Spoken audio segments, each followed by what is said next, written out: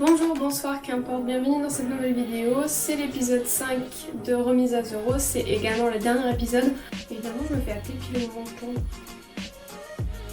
Allô? Excusez-moi, coupure parce que je me fais évidemment appeler au moment où je décide de tourner. Bref, je disais donc, on se retrouve dans le dernier épisode de Remise à zéro où on va vous parler organisation. Alors je vais pas vous parler de mon organisation au lycée, si je prends un cahier, un classeur, un trier, bref on s'en fout de ça, d'accord? Il y a déjà 1 milliard de vidéos qui traitent de ce sujet. Non, moi je vais parler d'une organisation un peu plus globale, ce que je fais en dehors des cours. Mon travail personnel, parce que je considère comme mon travail personnel, et mes passe-temps, mes loisirs et tout le reste. Déjà pour vous expliquer un peu comment est-ce que j'organise mes journées, je fais très simple, très basique, très... Il n'y a rien d'extraordinaire à l'organisation. To-do list, prévoir ses journées et avoir un calendrier visible. C'est tout, d'accord? J'ai pas une technique de comptage en algébrique, de machin, de trucs, de bidule. Je fais des to-do list. Ça m'aide beaucoup en fait à avancer dans ma journée, à savoir ce que j'ai à faire, et le soir venu, je peux toutes les enlever et préparer celle du lendemain. Oui, parce qu'une to-do list, ça se prépare la veille et non pas le jour J, même si parfois ça m'arrive de le faire. Voilà. Dans mon portable, j'ai une to-do list qui se classifie par matin, après-midi, soir. Donc là où je mets absolument tout ce que j'ai à faire sur la journée d'important, et donc il faut que je me rappelle. Alors maintenant je vais vous parler de mes hobbies, de mes loisirs, de mon travail en dehors des cours et comment est-ce que j'arrive à l'associer avec du coup ma vie de lycéenne. Alors pour ceux qui ne le savent pas, je suis actuellement en première générale. J'ai bugué et du coup je commence à avoir beaucoup de révisions au niveau du bac, etc. Bref, c'est une année importante. Il faut aussi que vous sachiez que je suis une personne extrêmement anxieuse, angoissée et extrêmement stressée en période scolaire. Je vais vous raconter un petit peu plus mon histoire et comment j'en suis venue à faire autant de choses alors que je ne suis qu'une personne et pourtant je fais quand même pas mal de trucs à la fois et tout en même temps. Quand j'étais au primaire, aux alentours de mes 8 ans, j'ai commencé à avoir énormément de stress et à ressentir de fortes angoisses. J'ai commencé à faire des crises d'angoisse et à avoir mal au ventre en continu sur la journée. À partir de là, ma mère a pris rendez-vous chez mon médecin généraliste qui ne m'a décelé aucune pathologie. Rien, que dalle, zéro. Mon médecin généraliste m'explique alors qu'il faut que je trouve absolument des choses pour m'occuper l'esprit et pour éviter de cogiter. C'est un peu brouillon, mais vous avez saisi l'idée. Si je m'ennuie, je cogite. Si je cogite, j'angoisse. Donc à partir de là, j'ai commencé à m'intéresser à plusieurs choses. Depuis, j'ai commencé moult activités et on peut dire que je m'en sors plutôt bien. J'ai beaucoup moins de soucis, même si j'en ai encore quelques-uns. Disons que j'arrive à me rendre compte lorsque j'atteins des limites ou lorsque je commence à vraiment beaucoup angoisser. Dans la liste d'activités que je fais aujourd'hui, je lis, j'écris, je fais du streaming, je fais des vidéos, je fais du montage, je fais du graphisme. Et c'est déjà plutôt pas mal. Et je vais aussi à la salle de sport régulièrement. Alors ouais, je sais, dit comme ça, on dirait que je fais 1 milliard de trucs, mais en fait c'est pas très compliqué. Comme je l'ai dit dans l'épisode 4 de Remise à zéro, je voulais que cette vidéo soit interactive. Du coup, je vous ai demandé sur Instagram de poser vos questions au sujet de mon organisation, etc. Et la question qui est le plus revenue, c'était comment est-ce que j'arrivais à lier le streaming avec le lycée. Et là, je vais carrément vous expliquer comment est-ce que je fais pour lier tous mes loisirs à une vie de lycéenne à peu près normale. Le lycée et le stream. Alors ça, c'est le plus gros aménagement que j'ai à faire sur mon année, c'est de savoir quand est-ce que je peux streamer, quand est-ce que ça n'aura pas de répercussions, quand est-ce que j'ai le temps. En début d'année, on me donne mon emploi du temps et à partir de ce moment-là, moi je regarde les heures de trou que j'ai, quand est-ce que je finis tôt, quand est-ce que je commence tard. Et cette année, j'ai eu pas mal de chance parce que le mercredi, je finis en général très tôt et le jeudi, je commence tard. Donc à partir de là, c'est assez facile à deviner. Je place mon streaming sur le mercredi et sachant par exemple que le vendredi, je finis tôt, je vais essayer de placer un deuxième streaming là ou alors je le fais le samedi. Donc voilà, le lycée et le streaming, c'est juste une question d'adaptation d'horaire. Et si un jour je ne peux pas streamer le vendredi, je stream le samedi. Et si un jour je ne peux pas streamer le mercredi, je streamerai le mardi. Enfin bref, c'est juste vraiment une question d'adaptation et de savoir s'organiser. Pour l'écriture, c'est encore un autre level. Alors faut savoir que l'écriture, ça fait partie intégrante de mon quotidien. J'ai besoin d'écrire.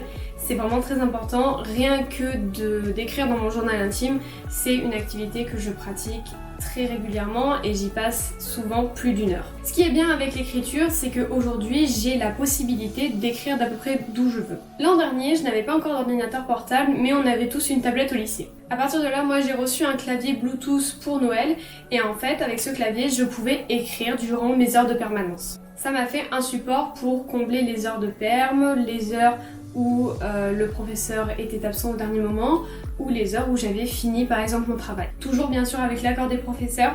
Je tiens pas à faire la mauvaise élève ou quoi. Si j'écris en classe, c'est toujours avec l'accord de l'enseignant. On en revient au point du stress. L'écriture, en fait, c'est quelque chose qui m'aide énormément parce que je ne suis plus réellement dans ma peau, ni dans ma vie, je suis dans celle de mes personnages et j'écris tout un monde qui est le mien et c'est vraiment quelque chose qui m'isole du reste. Pour la lecture, on va dire que c'est à peu près la même chose. Lorsque j'ai pas envie d'écrire, je lis. Et il faut aussi savoir que la lecture, c'est un monde fermé auquel j'ai pas besoin de réfléchir. L'écriture encore, je choisis mes mots, je dois réfléchir au contexte, aux émotions, aux expressions que j'utilise. Autant la lecture, c'est vraiment quelque chose dans lequel je me perds très très vite. Je peux finir un roman en une après-midi sans souci. Et c'est quelque chose du coup que je fais aussi dans mes heures de perm ou chez moi. Et la lecture, je lui réserve toujours une demi-heure ou une heure avant de m'endormir. C'est très important, pour moi en tout cas, d'au moins lire un chapitre avant de m'endormir, de vraiment pouvoir me décrocher, ne serait-ce que 10 minutes de ma réalité et de me mettre dans la peau du personnage que je suis du coup petit à petit au fil de l'histoire. Et c'est quelque chose qui m'aide vraiment à m'endormir déjà plus vite. Ça m'évite de traîner sur les réseaux sociaux et ça me détend avec une facilité remarquable. Pour les vidéos, ça a été vraiment un saut dans le vide et aussi une sortie de ma zone de confort parce que faire des vidéos, ça demande du temps, de la patience, ça demande aussi d'être exigeant avec soi-même, mais d'être tolérant avec ses erreurs et d'être tolérant avec certains aspects de sa création parce que les vidéos ne vont pas toujours où on veut qu'elles aillent. Par exemple, cette vidéo qui devait être basée sur l'organisation, elle dérive un peu, mais c'est pas vraiment grave, au fond c'est pas ce qui compte le plus. Pour moi aujourd'hui, mon but c'est de réussir à produire un contenu visuel et auditif régulièrement, même si ça ne correspond pas à ce que j'attends de moi, même si la finalité ne correspond pas à ce que je voulais à la base. Alors aujourd'hui, comment est-ce que j'organise mes semaines ? Personnellement, le lundi et le mardi, c'est du full travail pour le lycée, pour la simple et bonne raison que j'ai des journées qui sont pratiquement pleines. Encore que le mardi en général, j'arrive quand même à faire autre chose. Mais le lundi, c'est toujours full lycée, même le soir, je ne me déconcentre pas de la semaine qui arrive et j'essaye de prévoir au maximum tout ce qui va se passer au niveau de ma scolarité.